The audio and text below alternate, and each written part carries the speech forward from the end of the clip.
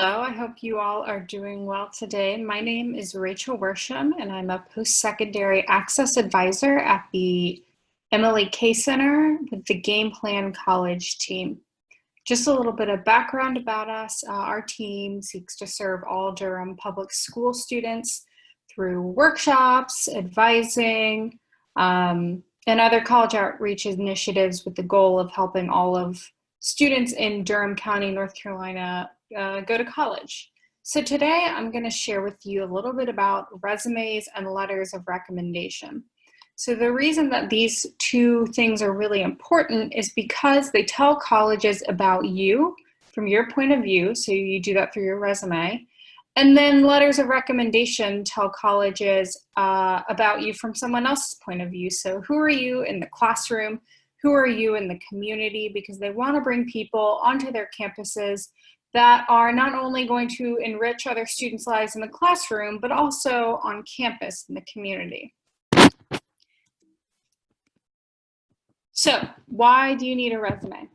So like I just said, you need a resume to tell people about yourself and tell them all the things that you have done. So in your college application, there are going to be a couple places where you can tell the college about you. So the first is just your personal information. Here's my name, here's my address, etc. Then there is the essay where you write about yourself. It's typically in response to a prompt. And in that, you're not really able to tell colleges, hey, this is what I did throughout my entire high school career. So that's what a resume does. So a resume is essentially a list that has some detail that tells people, employers, colleges, whomever, what kind of experiences you have and what kind of skills you've gained from those experiences. So it's really important to start thinking about creating your resume. So a couple elements of a really good resume. First, they are catered to the job or opportunity. So if you are interested in getting an internship at let's say a newspaper office, you want to put experiences on that resume that are going to directly translate to the job that you'll be doing at that newspaper office. So if you worked for the newspaper in your high school, maybe if you took a creative writing class, it's okay if you've never had a job in your life. You all are in high school. You probably really haven't had the opportunity to work formally. So even if you haven't had a formal job, that's okay. You have still done things in school, at home. If you took care of your siblings, that's definitely a job. If you've babysat, so things can be formal or informal that you can put on your resume. So the next thing is that they need to be detailed. So let's say I am a cashier at Food Lion. If I am making a resume and I put cashier at Food Lion and that's it, people aren't going to really know what I did day to day. So maybe being a cashier at Food Lion involves, maybe some teamwork. You're working with other people to make sure that you have what you need at the register. Or, if a customer has a problem, you might be working with them to fix that problem. So teamwork, interpersonal skills. Maybe it taught you how to deal with stress well. It's 5 o'clock on a Thursday night and your line is 20 people deep and you're having to get through their groceries really quickly. So you want to make sure that when you're writing about your jobs or your experiences that you're really thinking about what skills you had to use in that job. Because being a cashier is not as simple as just ringing items up, right?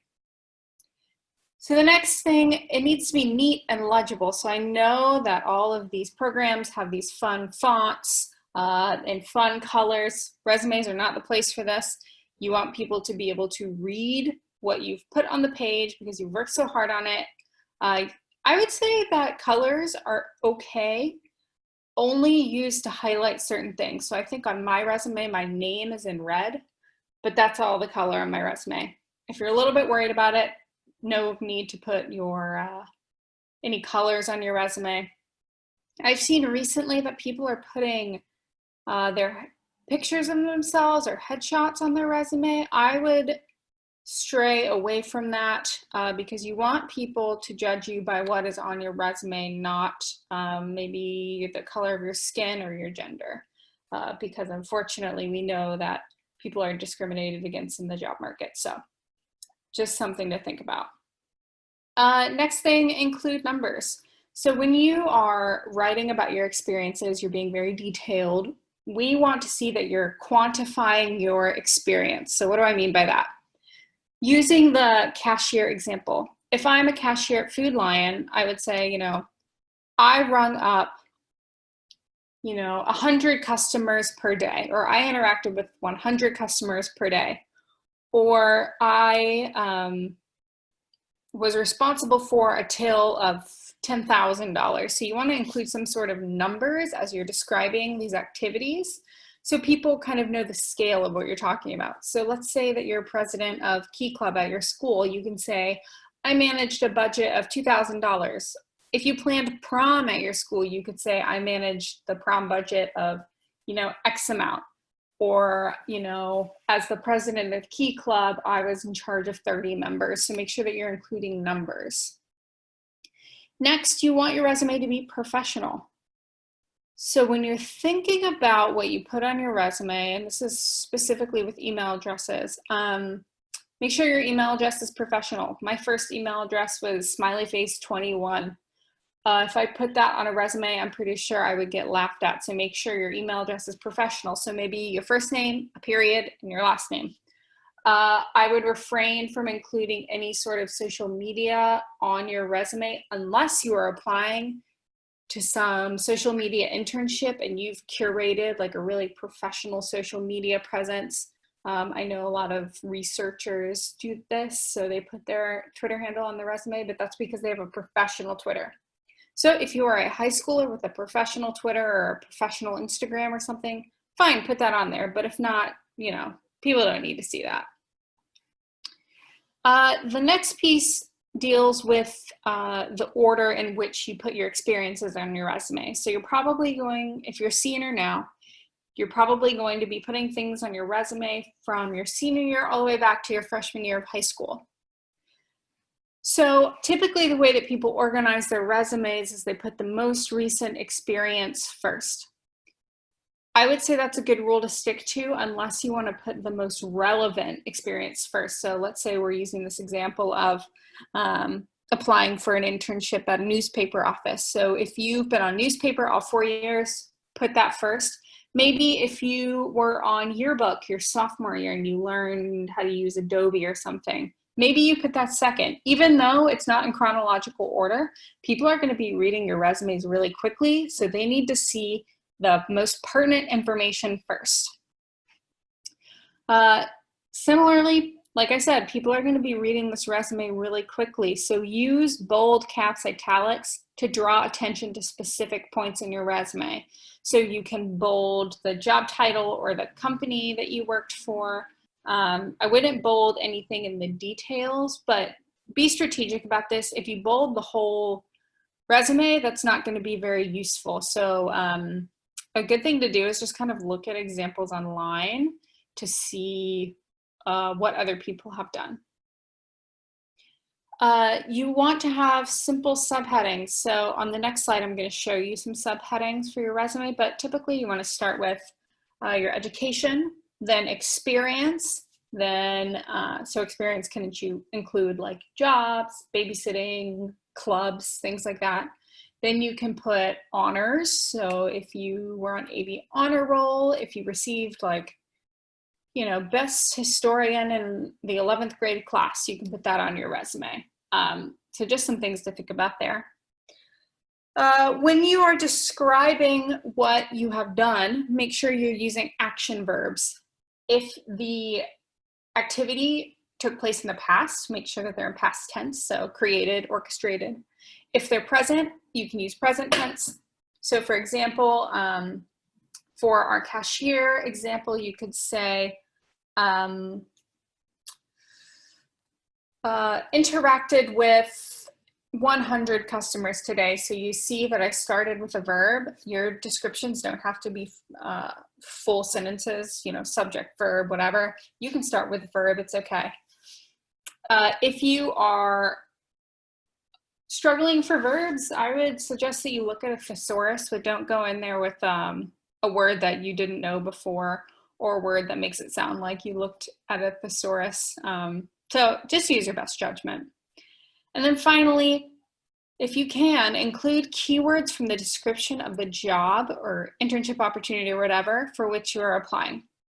So the reason I say this and what I'm talking about is that many companies use software programs that take their job description. They've identified keywords in their job description like key skills, so maybe communication, and they run your resume through a software app, and the software app's going to look for those keywords, and if you don't have those keywords, they might kick you out of the search, so you won't even get a chance.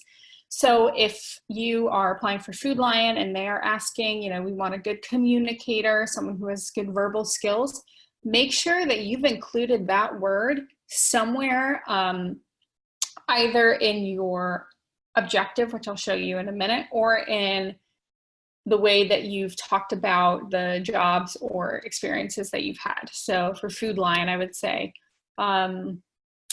you know, let's say that I'm talking about my experience as a babysitter and I'm hoping to get this cashier job at Food Lion. I would say communicated and organized schedules with 9 families, or, you know, something like that. So be strategic.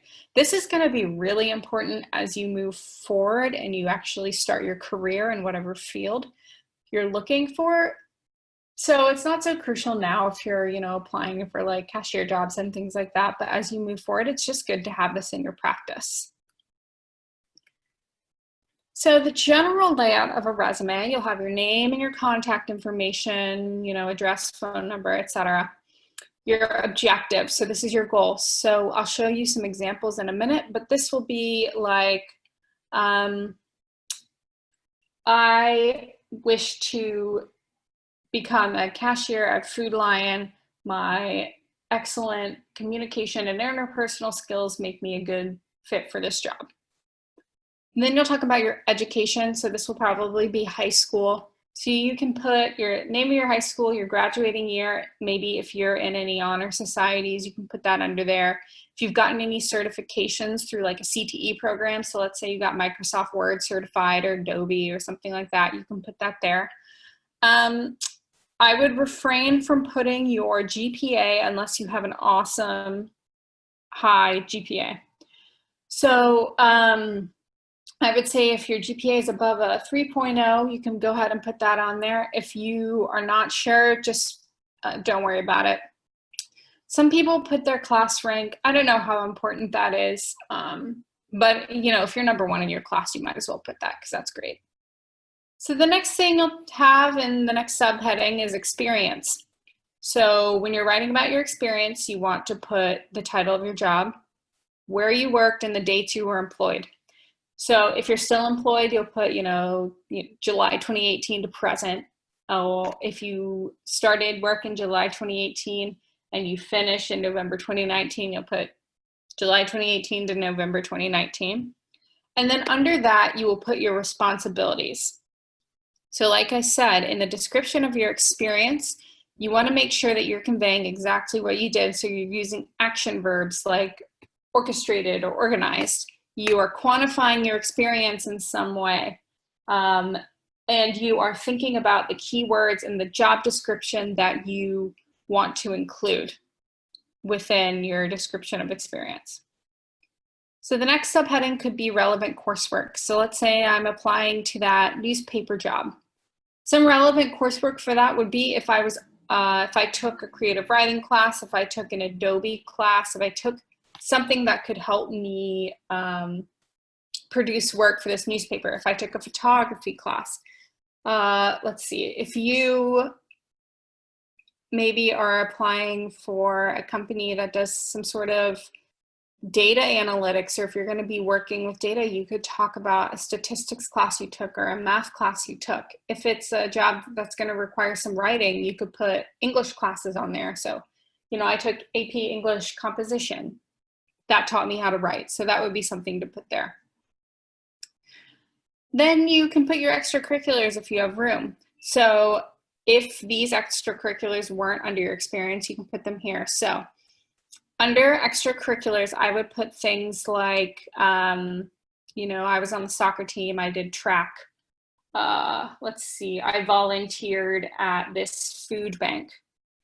So this is kind of up to your discretion whether your activities in high school go under experience or extracurriculars. I would say you can put your extracurriculars in experience, so under the experience subheading, if you had some sort of leadership role.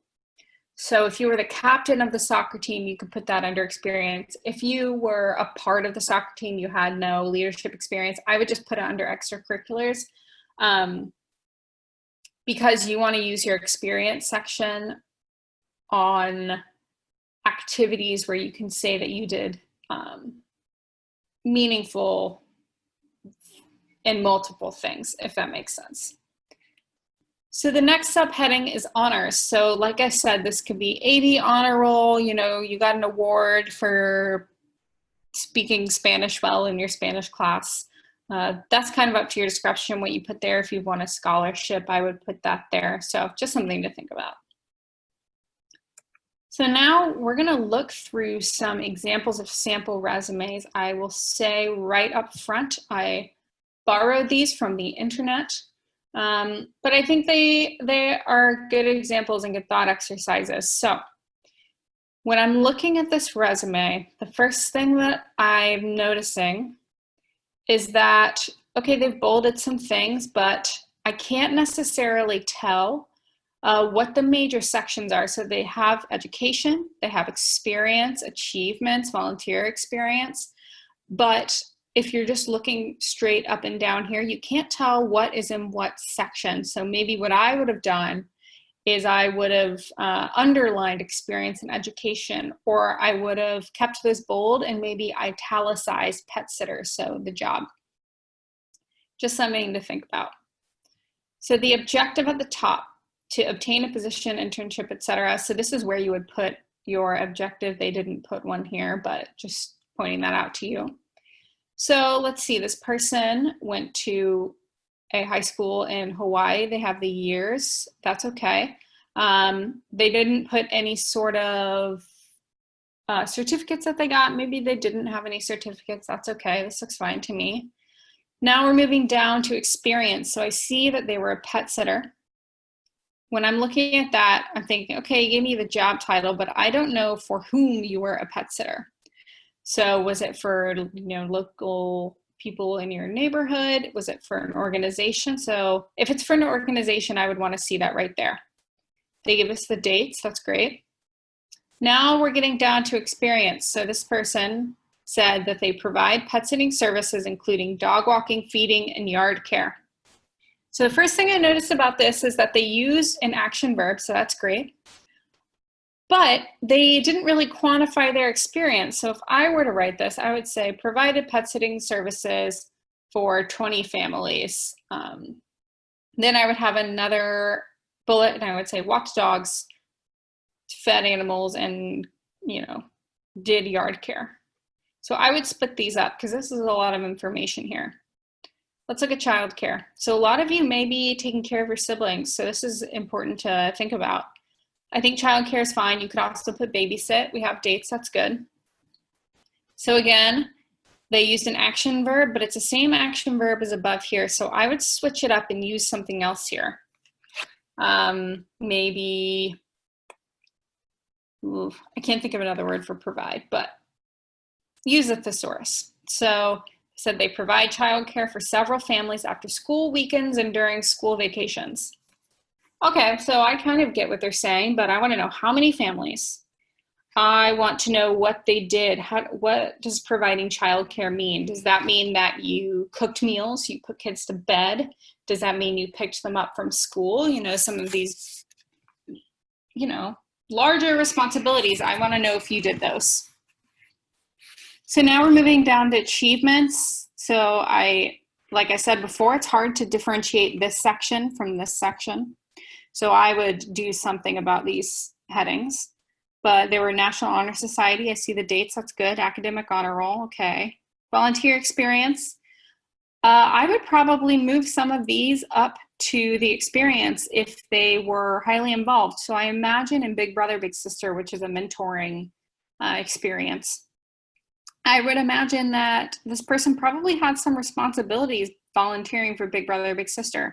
So maybe they mentored, you know, an elementary schooler. So this is kind of a lost opportunity for this person to really tell us about who they are and what they do. There's an interest activities. I would call this extracurriculars, but this is fine. Like I said, this person looks like they're a member of their high school tennis team. They didn't really have a leadership role, so it's good that they put this here. They have a skills section. I would just name this skills and then really dig into my brain about different skills I had that weren't just computer skills, but this looks pretty good. I'm not sure in 2020 if internet is a skill for young people worth putting on your resume, but certainly Word, Excel, and PowerPoint.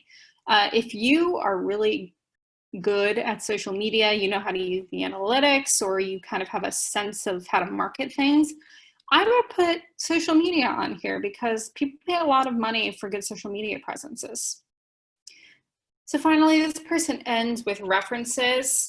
So if you'll notice, it looks like their references may be this person's parents. Don't put your parents as your references. Of course, they're going to say you're great, or if you annoy them that day, they're going to say you're the worst person. Instead of putting references, unless the job asks for them specifically, I would just put a note at the bottom and say references available upon request. So this resume was okay. There were some good parts and some bad parts. It's very simple, which is nice. I can read it very quickly, which is what's going to be happening. So I would say this one gets like a solid C. So this next resume I like a lot. Again, I borrowed this from the internet. So this goes to show you that you can find good resumes on the internet. So this is from a high school student like you, most likely.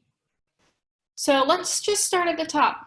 So this would probably be their name. It's very clear. You know what this person's name is going to be. They have their contact information.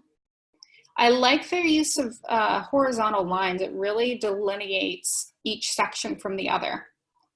So their objective is motivated student, they put their GPA, who demonstrates strong work ethic and creative ability. This sounds like these words might have been in the job description. Seeking to apply my graphic design skills and artistic drive as a summer intern at your company. So this sentence is great. It's saying, here are my skills. I'm a graphic designer. I have artistic drive. And it also says what position they want. I want to be a summer intern.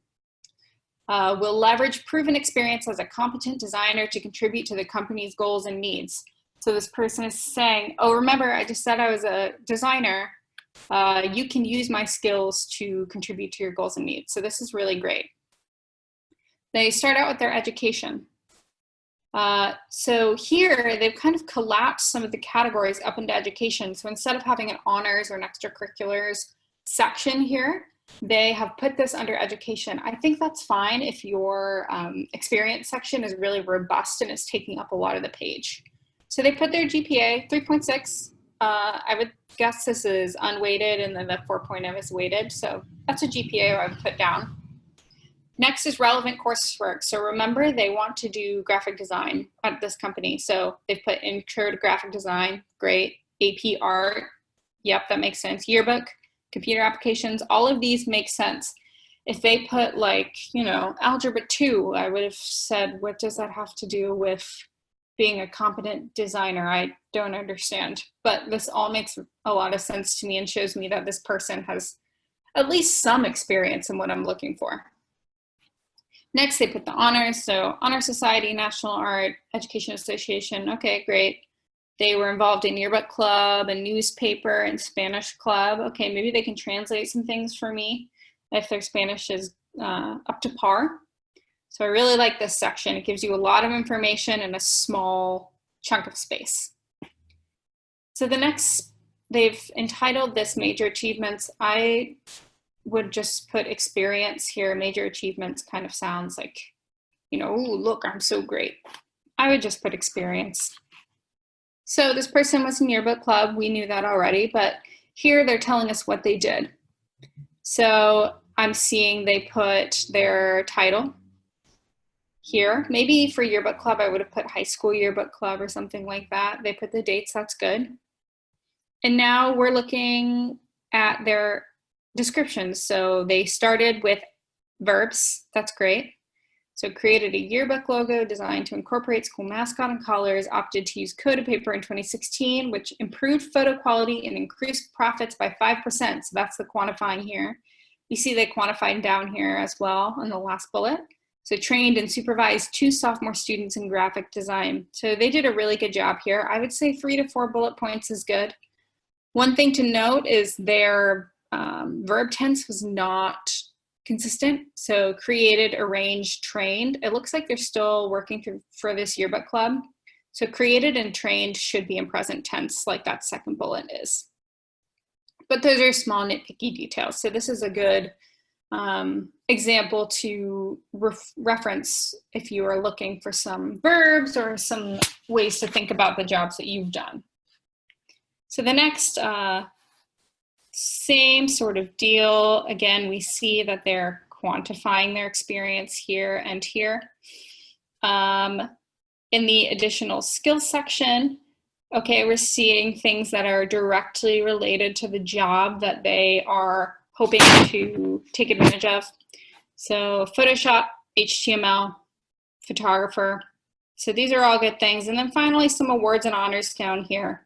Macmillan Prize for illustration. Those all sound very impressive. So overall, I think this is a really great resume that could be a good template for you. So the next thing I'm going to talk about is letters of recommendation. Whoops. So, oh gosh. If you're like this dog, you're probably like, oh, why do I need a letter of recommendation?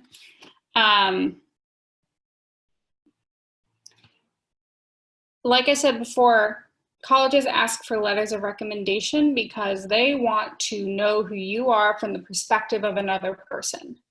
They want to know who you are in the classroom. They want to know who you are in the community, and who better to tell them than people who you have worked with closely or studied under closely.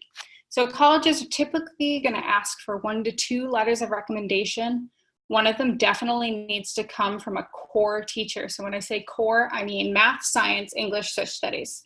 They want someone from those core academic courses to tell them how you are in the classroom, how you work with people.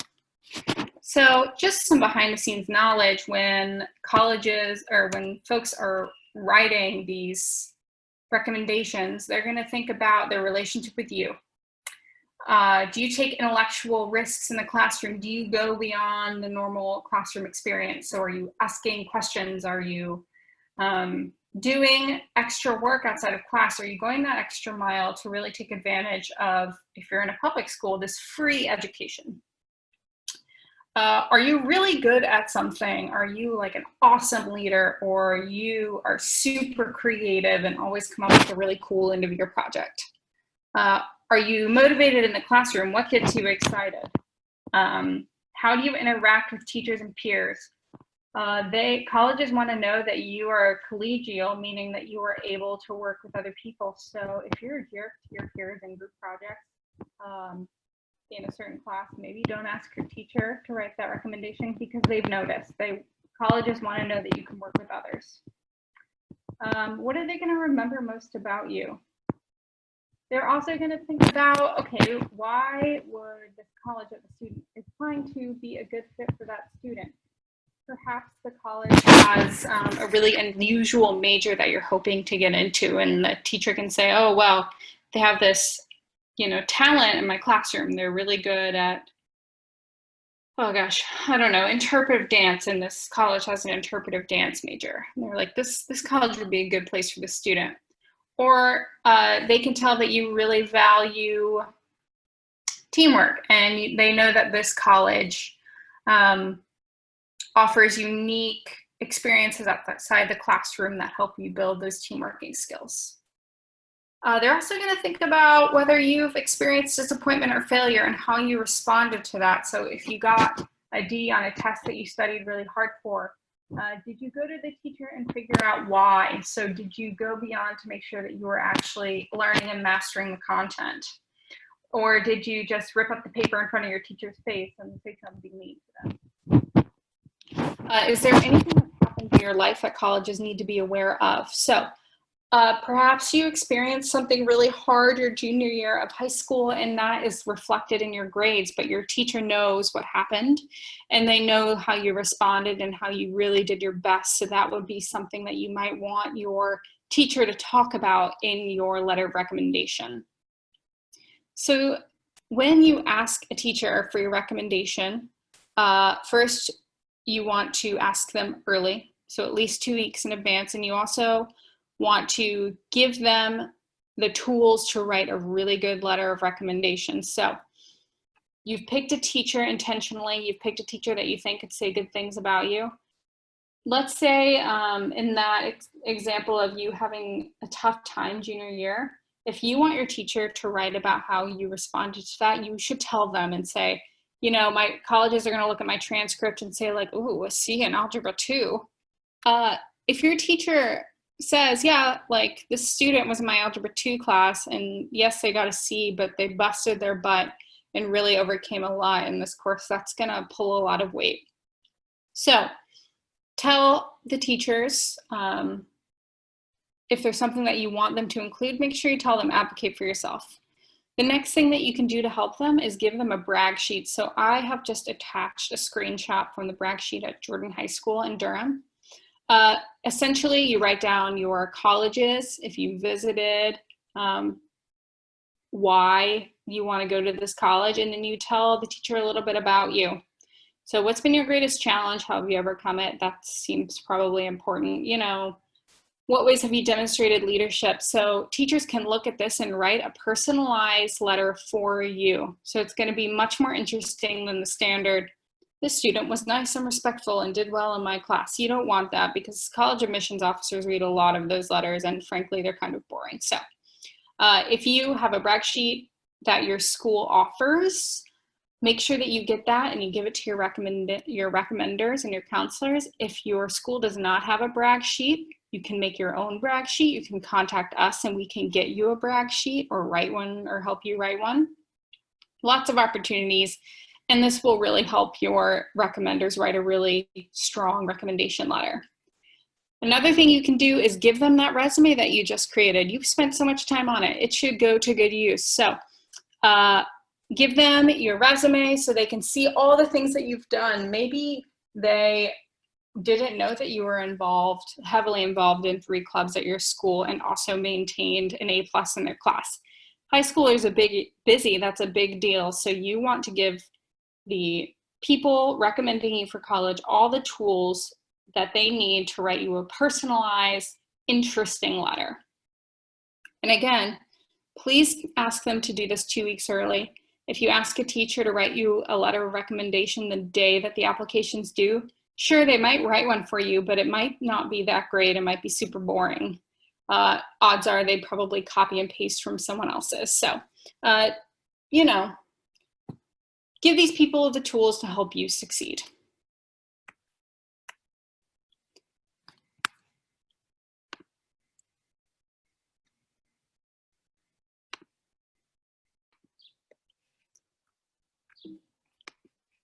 So that is all I have for you today. Thank you so much for watching this video. Just our contact information. So if you'd like to send us an email, if you'd like help, you know, creating a resume, talking about who to ask for a recommendation letter, you can send us an email at gameplancollege@emilyk.org, or you can go to our website to set up a one-on-one appointment. Right now, we are doing these virtually due to the stay-at-home order, but at some point we will be resuming in-person meetings. However, we will still meet with you virtually now. Also follow us on Instagram at Gameplan College and subscribe to our YouTube channel, Gameplan:college, for more videos that will help you with your college application process. So I hope this was helpful today.